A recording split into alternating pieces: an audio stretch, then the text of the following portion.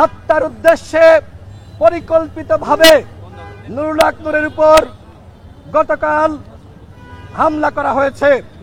সেনাপ্রধানের উদ্দেশ্যে বলতে চাই, যদি আপনি এই ঘটনার দায় না নিতে চান তাহলে আপনাকে অবশ্যই তদন্ত সাপেক্ষে সেনাবাহিনীর যারা নুরুল হক নূরকে রক্তাক্ত করেছে, যারা আমাদের নেতাকর্মীদেরকে রক্তাক্ত করেছে, তাদের বিরুদ্ধে উপযুক্ত ব্যবস্থা গ্রহণ করতে হবে।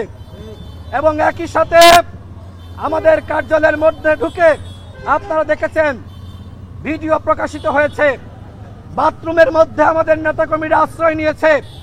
সেনাবাহিনীর সদস্যরা ওয়ালটন এখন দেশের সীমানা পেরিয়ে পৌঁছে গিয়েছে 50টিরও বেশি দেশে। ওয়ালটন, ঘরে ঘরে, বিশ্বজুড়ে। বন্দুকের নল দিয়ে বাথরুম গুতিয়ে গুতিয়ে ভাঙছে, নেতাকর্মীদেরকে একে একে ধরছে আর তাদেরকে রক্তাক্ত করছে। এই সেনাবাহিনী তো আমাদের সেনাবাহিনী হতে পারে না। এই সেনাবাহিনী ফ্যাসিবাদের সেনাবাহিনী। যারা গতকাল আমার ভাইদেরকে রক্তাক্ত করেছে তারা কোনোভাবেই গণঅভ্যুত্থানের পক্ষের শক্তি হতে পারে না। গণঅভ্যুত্থানের পক্ষে যে সকল সেনাবাহিনীর সদস্যরা ছিল তাদেরকে আমরা শ্রদ্ধা জানিয়েছি, তাদেরকে আমরা সম্মান জানিয়েছি, তাদের বিরুদ্ধে আমাদের কোনো বক্তব্য নাই। কিন্তু গতকাল সেনাবাহিনীর যে সকল দুর্বৃত্তরা গণ অধিকার পরিষদের কার্যালয়ের সামনে এসে আমাদের সাংবাদিক সম্মেলনে হামলা চালিয়েছে, কার্যালয়ের ভিতরে ঢুকে যারা হামলা চালিয়েছে এদেরকে অবশ্যই শাস্তির আওতায় আনতে হবে। স্বরাষ্ট্র উপদেষ্টা, আপনার কাজটা কি? আপনি কি করেন? আপনি তো সেনাবাহিনীতে ছিলেন, আপনার কোনো দায় আছে কিনা, আপনার কোনো নির্দেশনা আছে কিনা সেটি আমরা জানতে চাই।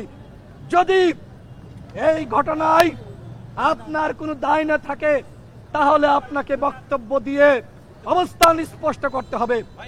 অন্যথায় যদি আপনি চুপ থাকেন আমরা ধরে নিব গণ অধিকার পরিষদের সভাপতি নুরুল হক নূর সহ আমাদেরকে যে রক্তাক্ত করা হয়েছে এই ঘটনার সাথে আপনিও জড়িত। আমরা মনে করি তার দায় থাকুক আর না থাকুক, স্বরাষ্ট্র উপদেষ্টা আপনি বাংলাদেশের আইন শৃঙ্খলা পরিস্থিতি কোনোভাবে নিয়ন্ত্রণ করতে পারছেন না। সুতরাং গতকালের ঘটনার পর থেকে আপনি আর এই পদে কোনোভাবেই থাকতে পারেন না। সুতরাং আমরা স্বরাষ্ট্র উপদেষ্টার পদত্যাগ দাবি করছি। যদি ন্যূনতম লজ্জা থাকে আপনি আজকে জনগণের কাছে ক্ষমা চেয়ে পদত্যাগ করবেন। আর যদি নির্লজ্জ হন, ব্যয় হন, তাহলে আমাদের কিছু বলার নাই। আমি এতটুকু বলতে চাই, বারবার বলছি, প্রতিরক্ষা সংস্কার কমিশন গঠন করেন। আমরা দেখেছি সেনাবাহিনীকে 18 সালে কিভাবে বিতর্কিত করা হয়েছে। শেখ হাসিনা সেনাবাহিনীর ঊর্ধ্বতন পদে বিভিন্ন আওয়ামী ফ্যাসিবাদের দশকদারকে বসিয়েছে। সুতরাং তাদেরকে সেনাবাহিনীতে রেখে কোনোভাবেই এই সেনাবাহিনীকে দেশের জনগণের পক্ষে কাজ করানো যাবে না।